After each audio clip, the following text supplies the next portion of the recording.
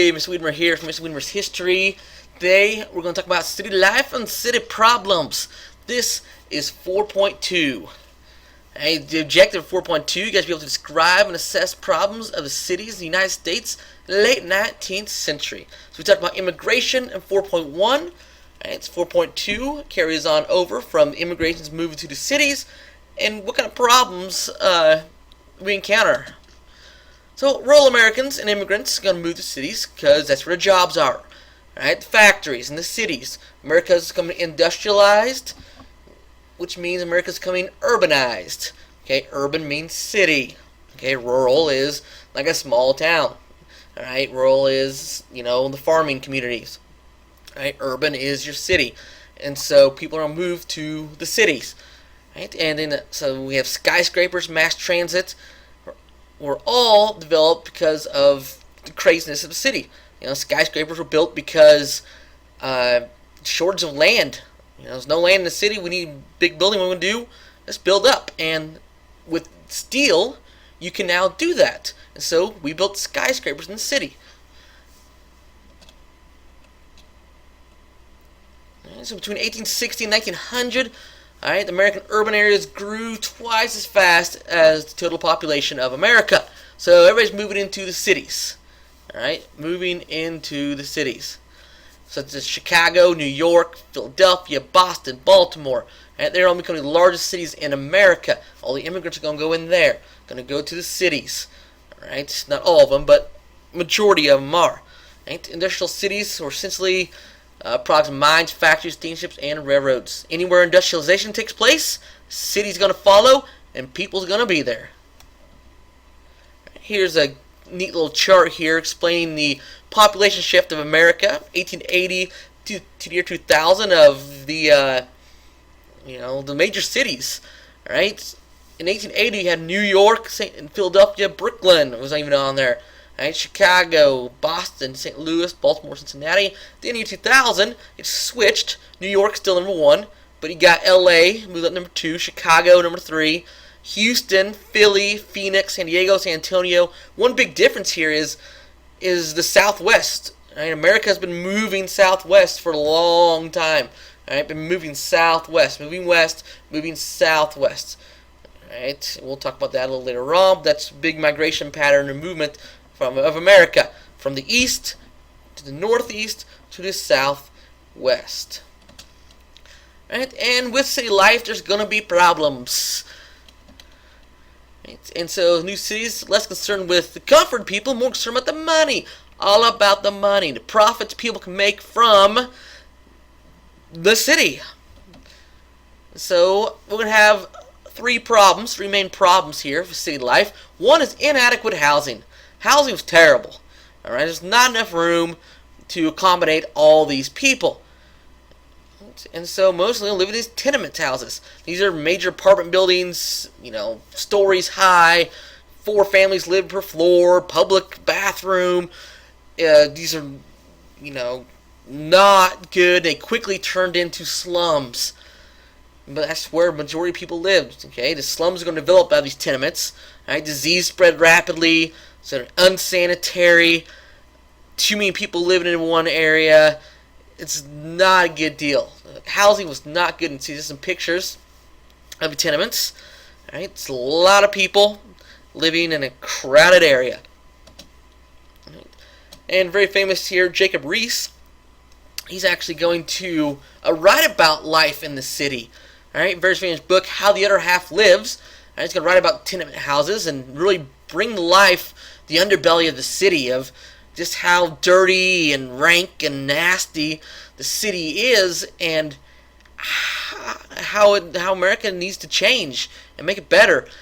And so what Jacob Riis is very important in this sense of undercovering and just writing about the ills of city life in the late 1800s. 2, shortage of police and firefighters. That's going to be a problem. We have a lot of people get angry.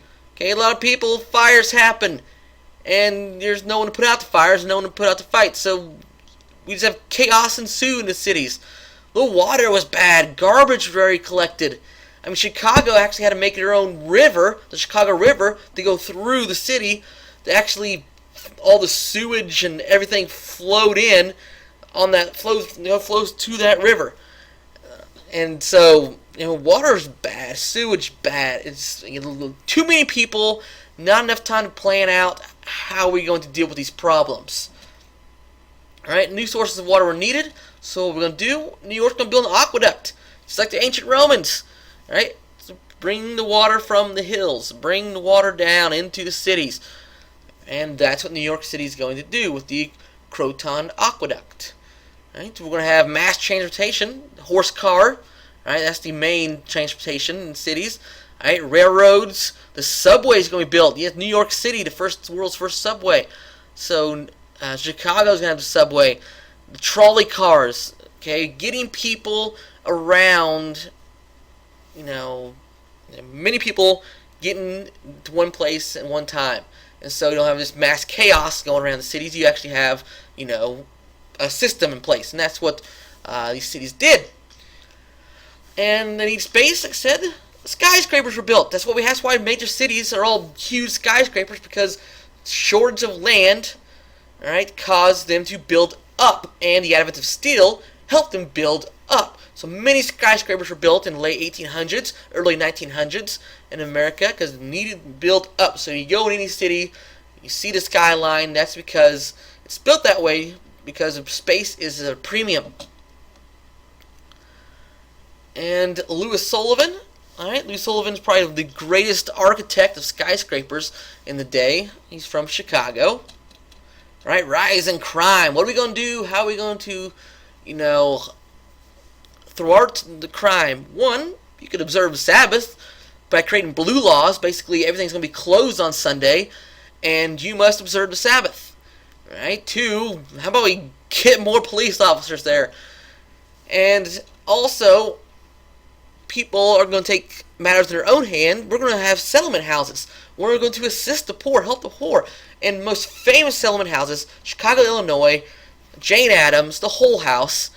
And this is going, people have nowhere else to go, can live in this settlement house and get back on their feet. Kind of like an early Salvation Army kind of thing. People can get back on their feet, can live there instead of living on the streets. And they can, in turn, find a job, help the city out, help themselves out. So Jane Addams' Whole House, probably one of the most important settlement houses in all of America. And Francis Perkin, women are going to become part of the cabinet as well during this time period. The city, we're going to make the cities beautiful because, well, it's a lot of people, they're a dump, and if we want more people to move here, we need to make them pretty.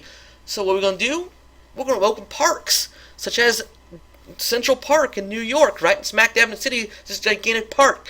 Grant Park in Chicago, Lincoln Park in Chicago. We're going to build these parks in the middle of the city so people can have a place to go and make the city, beautiful. Chicago's going to have a World Fair that really, for the first time, the world sees American architecture, American ingenuity, and just really America starts to step up their game here.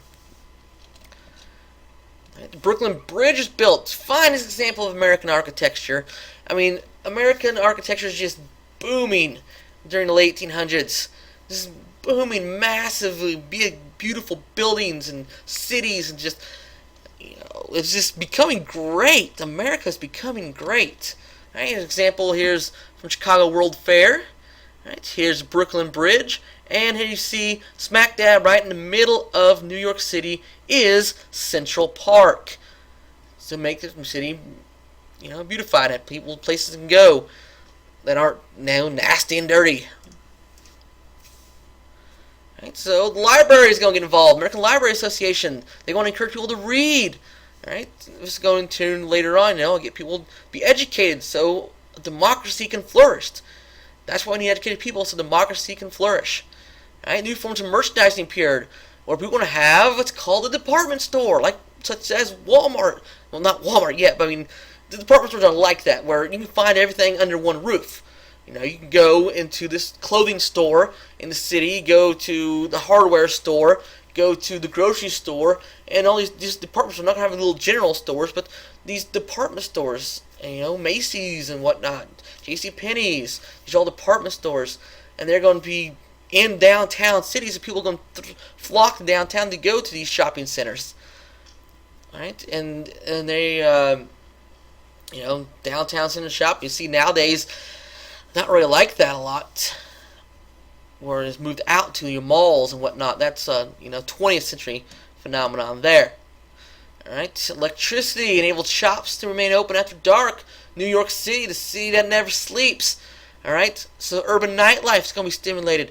Right, late 1800s, city governments are going to provide better services for citizens. So cities are going to help their citizens out.